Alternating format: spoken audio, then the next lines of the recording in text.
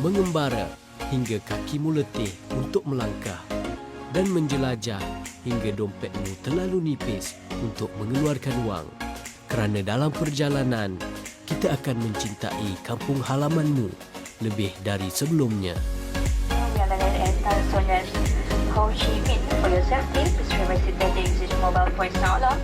Pengembaraan kembara sufi kembali lagi. Jika sebelum ini kita mengembara ke negara-negara Eropah dan Timur Tengah, kali ini kembara sufi Travel and Tours akan membawa anda untuk melawat ke Vietnam. Pengembaraan kami pada kali ini disertai kira-kira 30 orang peserta dari seluruh Malaysia dan akan memfokuskan daerah di sebelah selatan Vietnam iaitu Nha Trang dan Dalat. Sebaik sahaja tiba di lapangan terbang Ho Chi Minh, kami terus bergerak menuju ke Nha Trang. Di dalam perjalanan, kami singgah ke Masjid Nurul Ehsan di Xuan Loc Village untuk menunaikan ibadah. Xuan Loc merupakan antara perkampungan Islam yang terdapat di Vietnam. Alhamdulillah, sekarang kita telah sampai di destinasi pertama kita, iaitu Masjid Nurul Ehsan. Masjid ini terletak di Dong Nai dan ia dibina pada tahun 2006. Ia terletak sejauh kira-kira 100 km dari bandar Ho Chi Minh City. Untuk makluman, masjid ini merupakan kedua terbesar di Vietnam, yang mana dikatakan masjid ini dikelilingi oleh perkampungan lebih 4,000 penduduk masyarakat di kawasan ini. Apa pun yang menarik sebenarnya, ada satu masjid lagi, iaitu masjid yang pertama di Chodok yang memiliki kependudukan kira-kira 15,000 orang di sana. Dan ia adalah masjid yang terbesar di Vietnam. Apapun, insya-Allah kita akan teruskan perjalanan kita ke destinasi yang seterusnya. Okey, jom. Perjalanan ke Nha Trang mengambil masa kira-kira 5 jam dari bandar Ho Chi Minh. Sepanjang perjalanan, kami disajikan dengan pelbagai panorama indah seperti Bukit Bukau dan juga pesisir pantai yang cantik. Hari beransur malam apabila kami tiba di Nha Trang. Para peserta dibawa untuk menikmati makan malam di sebuah restoran Muslim terkenal di Nha Trang, Restoran Karim Champa. Restoran ini adalah di antara penyedia makanan halal yang terdapat di Nha Trang.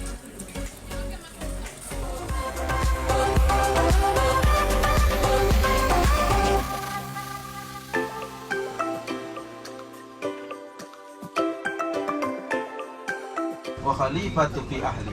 Allah lah yang menjaga. Rombongan kembara sufi hari ini akan menjelajah ke beberapa lokasi menarik di Nha Trang, iaitu Hon Mun Island dan juga Vimperland. Untuk ke Pulau Hon Mun, para peserta akan dibawa menaiki bot laju yang memakan masa kira-kira 30 minit dari jeti Khao Da Port. Khao Da Port merupakan antara pantai tercantik di selatan Vietnam.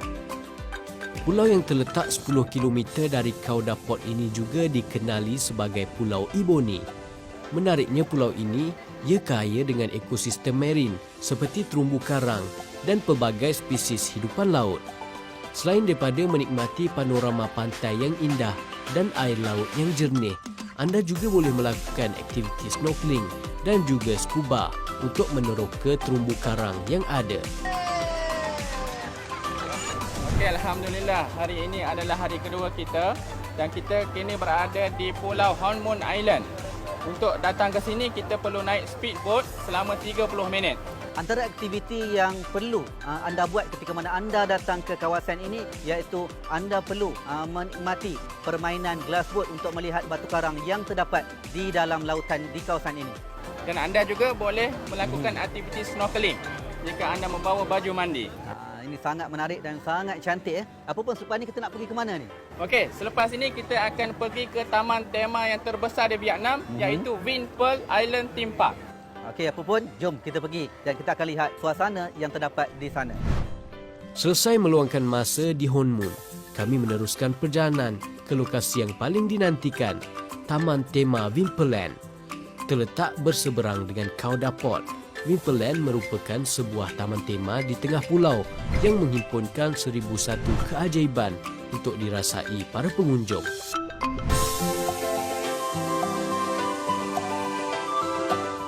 Berkeluasan kira-kira 200 hektar, taman tema keluarga ini menyediakan pelbagai aktiviti permainan indoor dan juga outdoor yang bersesuaian dengan semua peringkat umur.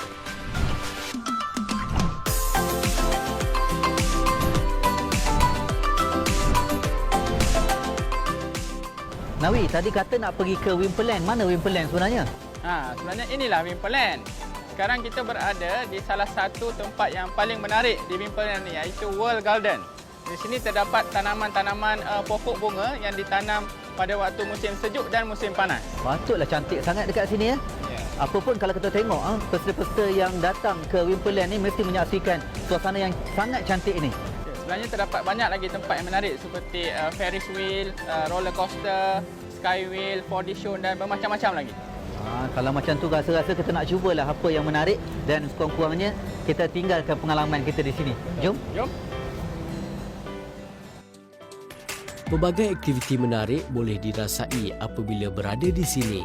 Anda boleh mencuba roller coaster, swing karusel, bumper car, permainan arcade dan banyak lagi. Di bahagian atas pulau ini juga turut didekorasi dengan pemandangan seperti Windmill Keukenhof di Holland, Istana Osaka di Jepun, suasana padang pasir seperti di negara Arab serta pemandangan Eiffel Tower di Perancis yang terletak di tengah-tengah laut yang menghubungkan tanah besar Natrang dan Pulau Wimperland. Dan yang paling menarik, anda berpeluang untuk menaiki Ferris wheel berketinggian 120 meter yang terdapat di puncak Wimperland dan ia juga merupakan antara roda ferris yang terbesar di dunia.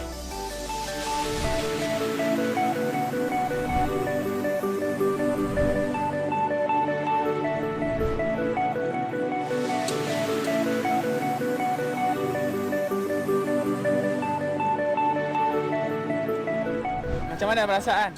Alhamdulillah sangat-sangat menarik kita berada di Wimperland. Anda perlu datang bersama dengan Kembara Sufi Travel and Tours dan Berhad. Nak ke mana pula kita lepas pada ni? Okey, sekarang kita balik hotel dulu. Kita rehat semua dan esok kita akan terus menuju ke Dalat. Okey, kalau macam tu jom kita balik, dah letih dah ni. Jom kita balik ke hotel. Okey. Alhamdulillah, hampir semua peserta Kembara Sufi Travel and Tours Sendian Berhad teruja dengan keriangan di Wimperland. Kini tiba masanya untuk pulang berehat. Untuk menuju ke Tanah Besar, kami dibawa menaiki kereta kabel. Untuk makluman anda, selain bot laju, kereta kabel juga merupakan salah satu pengangkutan yang disediakan untuk menyeberang di antara Tanah Besar dan juga Wimperland. Matahari melabuhkan tirainya, bulan pula menyinari malam. Natrang, terima kasih untuk segala nikmatnya. Rasulullah SAW pernah menyebut bahawa golongan-golongan orang-orang yang bermusafir ini di antara doa yang dimustajabkan oleh Allah Subhanahu wa taala, da'watul musafiri, yang disebut oleh baginda Nabi sallallahu alaihi wasallam. Jadi ketika mana bermusafir, banyakkanlah berdoa, mudah-mudahan apa yang kita minta diterima oleh Allah Subhanahu wa taala. Wallahu alam.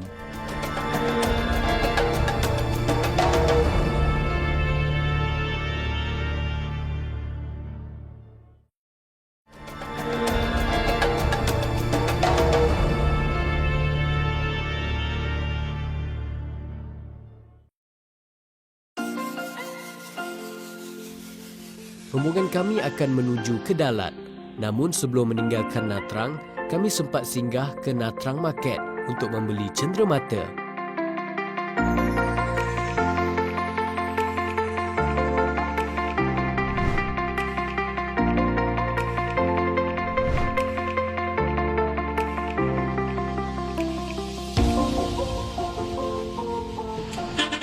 Jadi seterusnya Perjalanan ke Dalat memakan masa kira-kira 3 jam dari Natrang.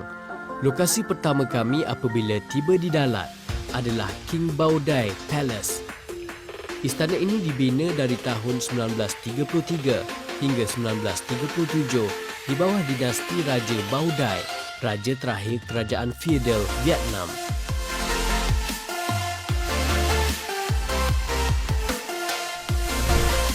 Okey, alhamdulillah kita sekarang berada di Dalat Ia merupakan hari yang ketiga. Nawi, sekarang kita berada di mana ni? Okay, sekarang kita berada di King Palace, iaitu istana Raja Vietnam yang terakhir, Raja Baudai. Dan pada tahun 1954, istana ini diambil alih oleh Presiden Vietnam yang pertama, iaitu Ngo Dinh Diem. Jadi kita akan melihat suasana di sekitar ya, dan kita rasa kita masuklah, kita tengok apa yang ada kat dalam. Mari. Okey. Istana ini direka dengan gaya dekor seni dan terletak di tengah-tengah hutan pin. Pada masa lalu, villa ini dibina sebagai tempat istirahat Raja Baudai dan keluarga dirajanya ketika musim panas sebelum diambil alih.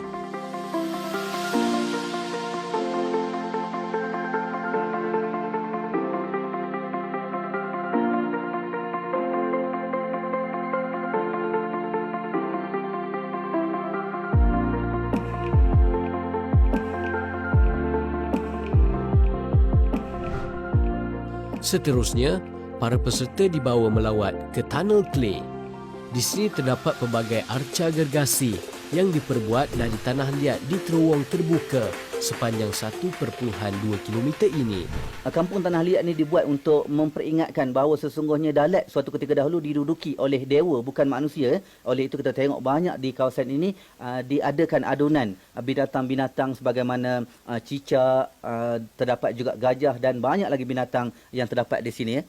Ia dibina pada tahun 2010 oleh seorang usahawan Vietnam dengan kos melebihi 35 juta ringgit Malaysia. Oh, tinggi ya kos dia. Ya. Jadi apapun kalau kita nak datang ke sini daripada city center memakan masa kira-kira 20 minit. Apapun jom kita jalan, kita tengok apa yang terdapat di dalam.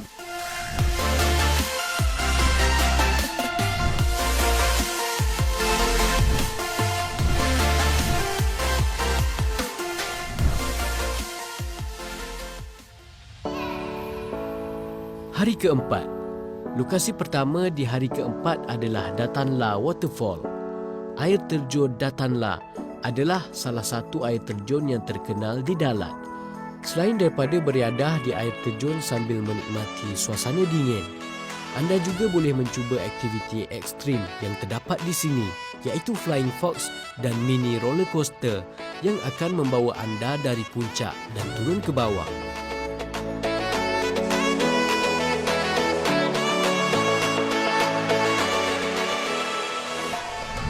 Okey, sekarang saya berada di Datanglah Waterfall, kira-kira 6 km daripada kota Dalat. Apa yang menarik di sini, Nawi? Okey, di sini wajib untuk anda mencuba mini roller coaster sepanjang 1.2 km. Dan anda juga boleh cuba aktiviti lain seperti cable car, flying fox dan zip line yang terdapat di sini.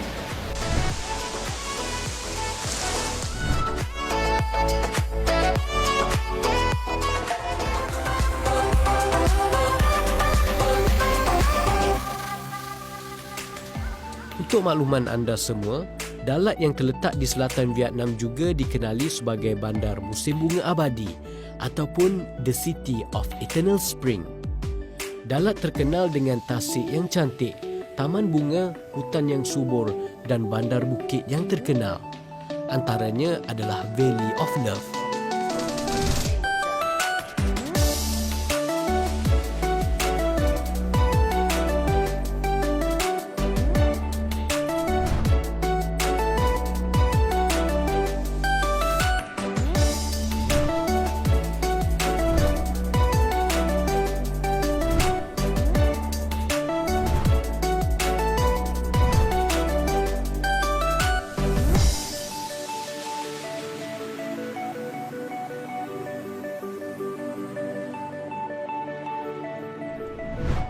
Valley of Love di antara tempat yang wajib anda lawati ketika mana anda datang ke Dalat.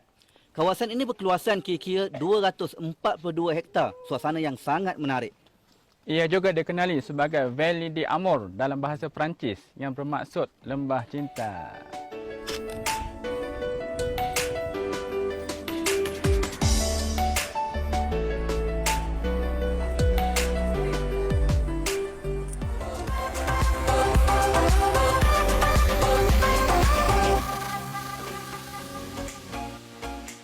Lokasi seterusnya adalah identiti utama Dalat, iaitu Dalat Flower Garden.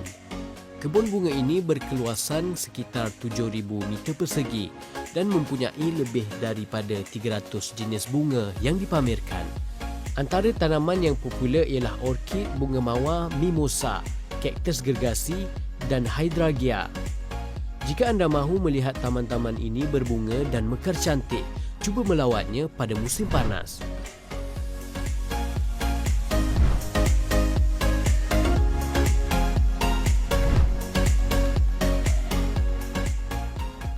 hari beransur malam, menandakan pengembaraan kami di Dalat hampir berakhir. Kami juga tidak melepaskan peluang berkunjung ke Dalat Night Market. Disebabkan suhu di Dalat ini rendah, maka terdapat banyak gerai yang menjual pakaian musim sejuk di samping makanan dan juga buah-buahan.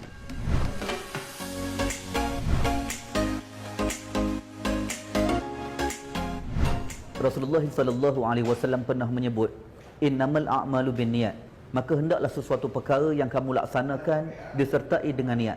Begitu juga dalam kita mengembara, dalam keadaan kita bergembira, kita mengharapkan perjalanan yang kita laksanakan, pemusafiran yang kita lalui itu dikirakan sebagai ibadah. Jadi sebelum kita bermusafir, pasang niatkan Allah Subhanahu wa taala, mudahan segala perjalanan kita dikirakan sebagai ibadah. Wallahu a'lam.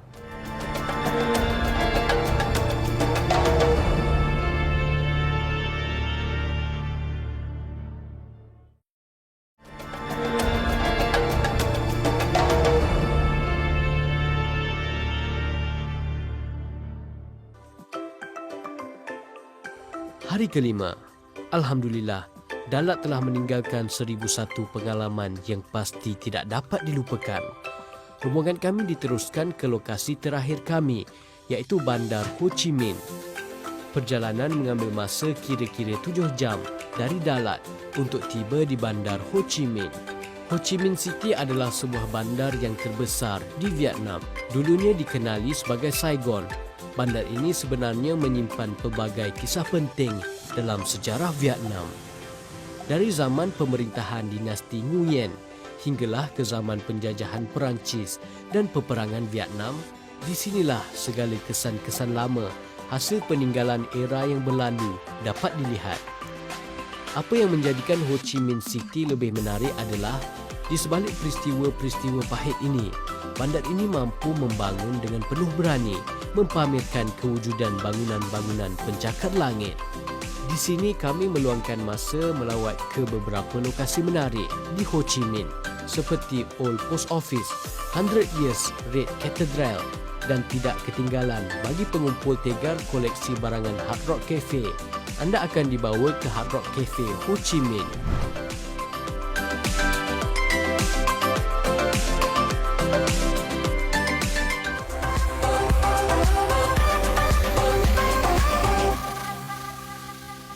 Untuk makluman anda, dalam setiap pakej Kembara Sufi Travel and Tour Sendian Berhad, anda akan ditawarkan dengan penginapan yang selesa.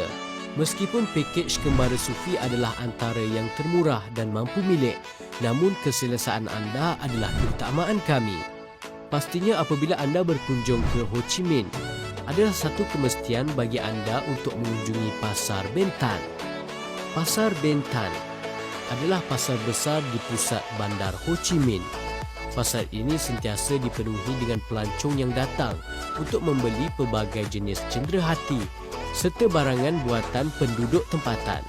Bukan itu sahaja, terdapat juga pelbagai barangan istimewa seperti baju kurung, jubah, blouse, t-shirt, beg tangan, telekung, peralatan perhiasan rumah, kraft tangan dan terdapat juga serbuk kopi Vietnam yang terkenal. Meskipun Pasar Bentan sentiasa dipenuhi dengan pelancong, ia juga merupakan tempat untuk penduduk tempatan membeli barangan keperluan mereka. Untuk mendapatkan harga yang berpatutan, pelancong yang datang perlu pergi ke setiap kedai yang ada untuk membandingkan harga serta pandai berunding. Hari ini merupakan hari yang terakhir kami berada di Vietnam. Sudah pasti sebelum pulang, saya ingin mendapatkan souvenir yang sangat-sangat murah dan di antara tempat yang wajib anda lawati, iaitu di Bentan Market. Di sini anda boleh dapatkan berbagai-bagai souvenir untuk orang tersayang seperti baju, kasut, handbag, telekung, kopi, gaju dan macam-macam lagi. Okey, saya pun dah tak sabar lagi ingin mendapatkan souvenir-souvenir yang terdapat di sini untuk dibawa pulang ke Malaysia. Sebelum itu, saya minta kepada anda untuk melayari Facebook Kembara Sufi Travel and Tour Sendian Berhad kerana di dalamnya terdapat berbagai pakej untuk anda lawati bersama kami. Sehingga berjumpa lagi di lain waktu. Assalamualaikum. Alhamdulillah, pengembaraan kami di Vietnam telah berakhir.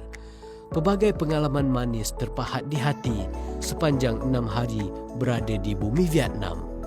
Kembara Sufi telah menyediakan tempat yang sesuai, menarik, dan hidangan makanan yang sempurna di Dalat dan juga Natra. Di tempat-tempat yang dibawa kita melawat tu adalah memberi manfaat kepada kita, terutama peninggalan-peninggalan sejarah yang ada di Dalat seperti Istana Presiden dan sebagainya. Saya pilih Kembara Sufi kerana sebelum ni saya dah dengar banyak kebaikan daripada kawan-kawan lah. Jadi ini pertama kali saya mengikut Kembara Sufi dan apa yang saya dapati memang terbaik lah. Jadi untuk solat, untuk makan, untuk pengisiannya waktu bermula naiki bas, naiki kapal terbang, semuanya kita dimulai dengan bacaan doa dan ada pengisian alhamdulillah oleh ustaz-ustaz yang telah dilatih oleh Kembara Sufi. Dari kerusan saya berpuas hati lah, terutama dari segi makan. Sebab kalau kita pergi negara bukan Islam ni memang agak sukar untuk dapat makanan yang kita yakinkan, tapi dengan Kembara Sufi ni memang kita betul-betul yakin lah untuk makan.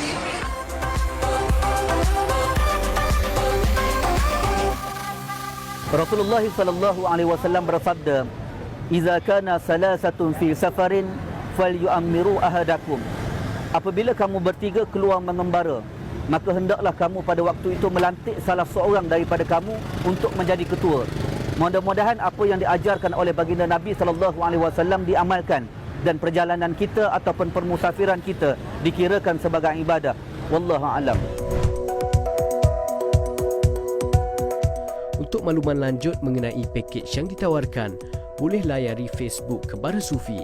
Inilah peneraju pakej pelancongan Muslim terbaik.